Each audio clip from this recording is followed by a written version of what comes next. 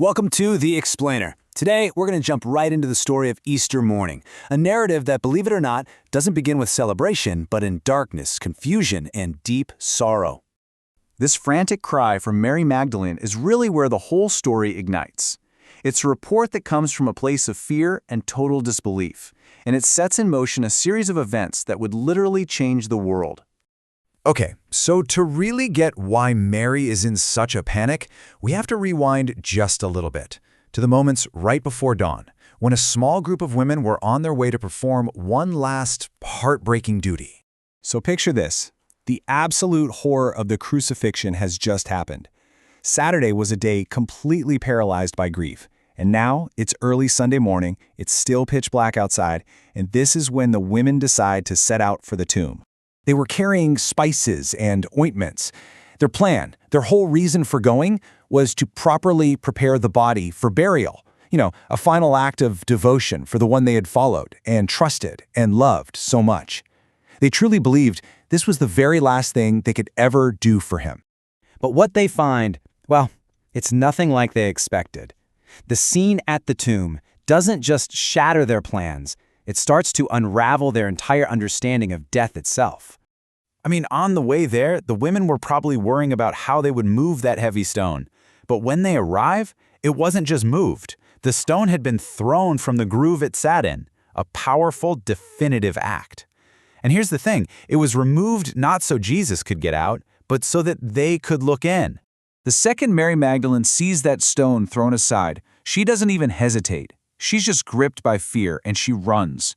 She runs to find Peter and John, and her frantic report sparks this desperate race as the two men sprint toward the tomb to see for themselves. And inside, the scene is just bizarre. The body is gone, okay, but the grave clothes are just lying there exactly where the body had been, completely undisturbed. Nothing is thrown around. In fact, the cloth that had covered Jesus' face is folded neatly and set off to the side. This suggests a calm, deliberate action. This was no grave robbery. And this is where we see two very different reactions to the very same scene. Peter, who just charges into the tomb first, is left totally confused, wondering what in the world happened. But John, looking at the exact same evidence, the empty space, the folded cloths, he has a different response. He sees and he believes. So Peter and John eventually leave, still trying to process what they've just seen, but Mary stays behind, weeping outside the tomb, just completely overcome with sorrow. And it's right there in her moment of deepest grief that the narrative pivots once again. As she's weeping, Mary stoops down to look into the tomb one last time, but it's not empty anymore. She sees two angels dressed in white, messengers from heaven. And get this, one is sitting where Jesus' head had been, and the other where his feet had been, a formation that powerfully recalls the placement of the cherubim over the Ark of the Covenant. And the angels ask her a simple, direct question. Now, it's not a question of ignorance. They know why she's crying. It's a question meant to kind of shake her out of her sorrow, to make her stop and consider that maybe, just maybe, what she's seeing is not a tragedy, but a victory. So, after talking with the angels, Mary turns around and sees a man standing nearby. But she's so clouded by her tears and grief, she doesn't recognize him at all. Yeah, she actually thinks he's the gardener. She pleads with him, asking him to just tell her where the body has been taken.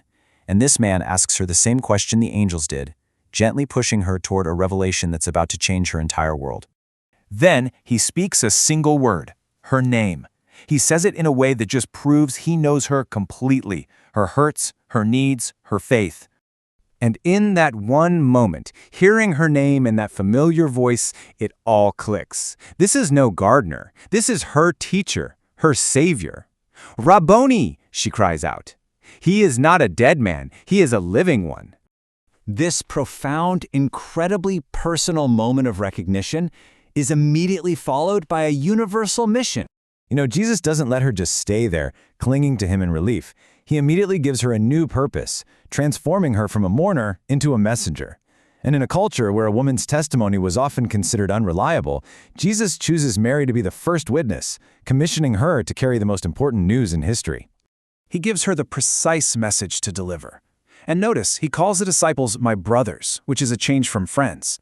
This signifies that through his sacrifice, the relationship between God and humanity has been fully restored. And Mary does exactly as she was told. Her announcement, "I have seen the Lord," becomes the very first proclamation of the good news, a message that wasn't meant for her alone, but for the disciples and ultimately for the entire world. This whole account, from the sorrow at dawn, to the strange clues in the tomb, to the voice that speaks a name, is built on one incredible idea. Death does not have the final say.